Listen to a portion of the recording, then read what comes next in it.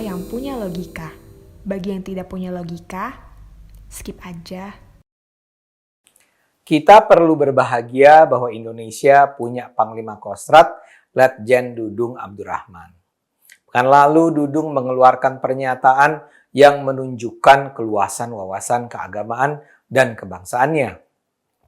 Saat mengunjungi Batalion Zeni Tempur di Bandung 13 September, Dudung meminta prajurit TNI agar tidak fanatik berlebihan terhadap satu agama karena semua agama itu benar di mata Tuhan. Buat saya, ucapan Panglima Kostrad semacam itu tentu melegakan mengingat ancaman radikalisme agama di negara ini.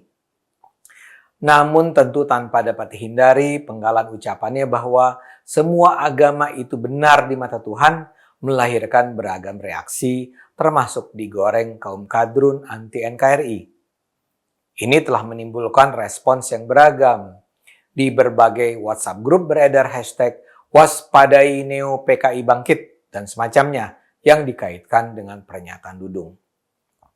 Wakil Ketua Majelis Ulama Indonesia Anwar Abbas menyatakan pernyataan Dudung salah karena agama yang berbeda-beda tidaklah sama.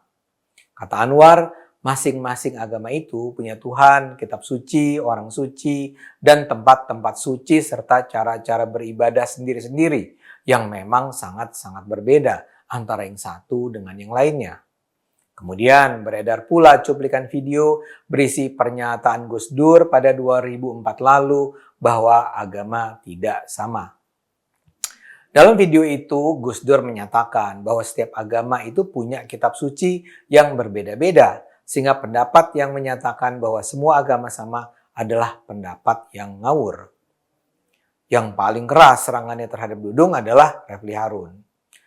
Refli menuduh pernyataan Dudung itu bersifat murni politik dalam rangka menyenangkan hati pemerintah Jokowi yang memang anti-Islam.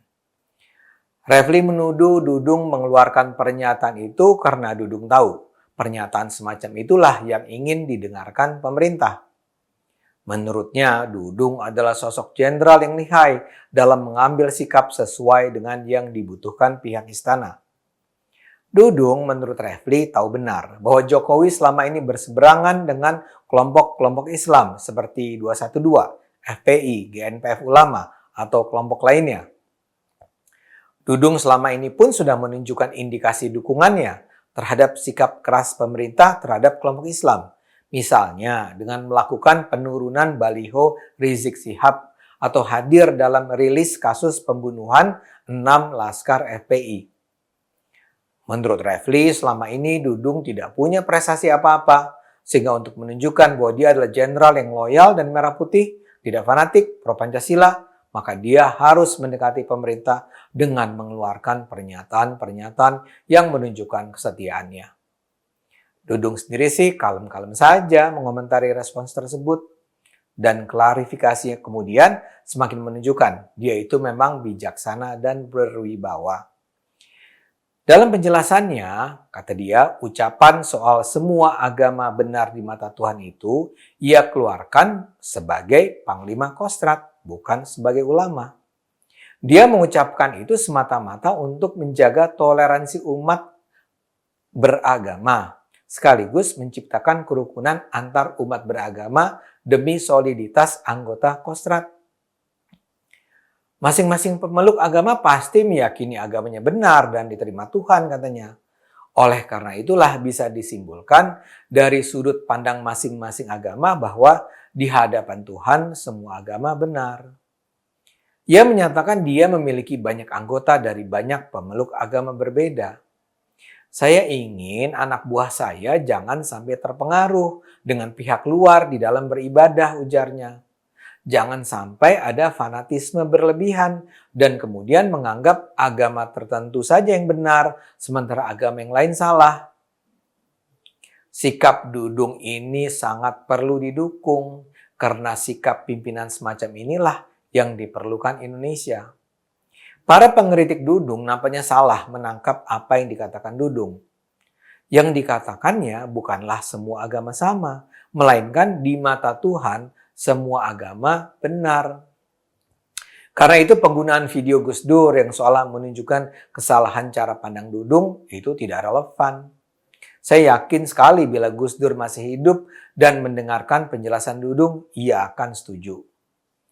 Pernyataan Dudung harus dibaca dengan mengaitkan konteks ancaman radikalisme yang dihadapi Indonesia dan bahkan dihadapi dunia saat ini. Pandangan Dudung mencerminkan sebuah sikap beragama yang sangat inklusif dan tidak ingin menang sendiri. Selama ini kan ada pandangan sebagian pihak bahwa agama adalah sumber masalah. Ini misalnya dikaitkan dengan begitu banyaknya perang atau tindak kekerasan yang dilakukan atas dasar agama. Kelompok seperti ISIS secara jelas membunuhi kalangan yang tidak sejalan dengan keyakinan mereka atas nama Islam. Namun bentuk-bentuk kekerasan atas nama agama ini bukan hanya ditemukan di kalangan Islam saja ya. Kaum radikal itu ada di semua agama. Namun buat saya yang menjadi sumber masalah memang bukanlah agama. Pangkal masalah ada di cara beragama yang datang dari cara penafsiran agama. Pada titik inilah pernyataan Dudung penting. Penafsiran bahwa di mata Tuhan ada agama yang benar dan ada agama yang salah, itu punya implikasi yang serius dan membahayakan keselamatan umat manusia. Kesediaan untuk memusuhi, membasmi, atau membunuhi mereka yang tidak seagama datang dari keyakinan bahwa di mata Tuhan ada agama yang benar dan ada agama yang salah, yang menyimpang, yang sesat. Ini kemudian dilanjutkan dengan anggapan bahwa kewajiban seorang beriman adalah memperjuangkan kebenaran dan melawan kesesatan. Dalam hal ini, seorang muslim yang soleh seharusnya mencegah jangan sampai, misalnya, agama Kristen dan umat Kristen berkembang karena kaum Kristen adalah kumpulan orang-orang tersesat yang ingin mengajak umat manusia mengikuti jalan kesesatan. Seorang muslim yang diam saja ketika Kristen hadir dan berkembang, menurut logika ini, justru adalah seorang muslim yang kurang beriman. Karena itulah, dalam pandangan ini ya, sesama umat Islam berkewajiban menguatkan tali persaudaraan dengan sesama umat Islam melawan kaum non-Islam. Karena dunia ini pada dasarnya adalah ladang pertarungan antara kebenaran melawan kejahatan dengan Islam sebagai kebenaran dan non-Islam sebagai kejahatan. Sekarang bayangkan, kalau TNI kita sampai diisi oleh orang-orang yang berpikiran semacam itu. Dalam kondisi normal dan damai, para tentara itu mungkin saja bisa bersikap penuh toleran terhadap sesama tentara lain yang beragama non-Islam. Tapi begitu terjadi peperangan antar kelompok beragama, seperti yang sudah pernah terjadi di Maluku, Poso, dan daerah lainnya, apakah komitmen persaudaraan kebangsaan akan tetap mengemuka? Kalau sampai aparat militer dan kepolisian harus berhadapan dengan kaum teroris beragama sama, apakah mereka akan tetap bersedia bertindak tegas?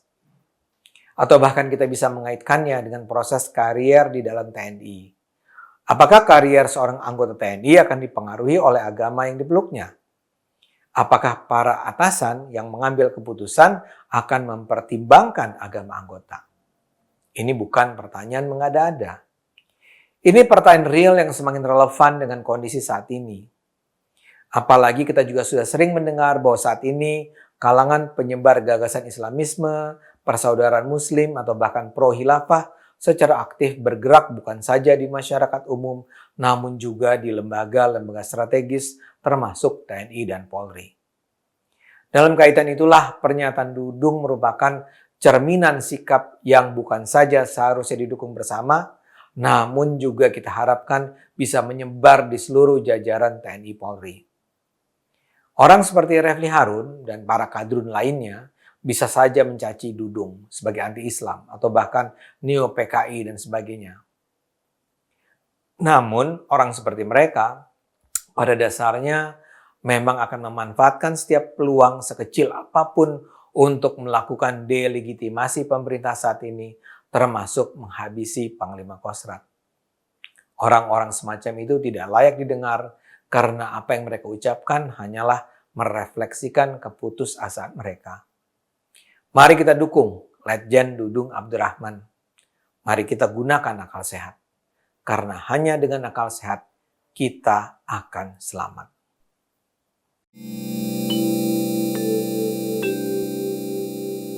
Video ini hanya untuk mereka yang punya logika. Bagi yang tidak punya logika, skip aja.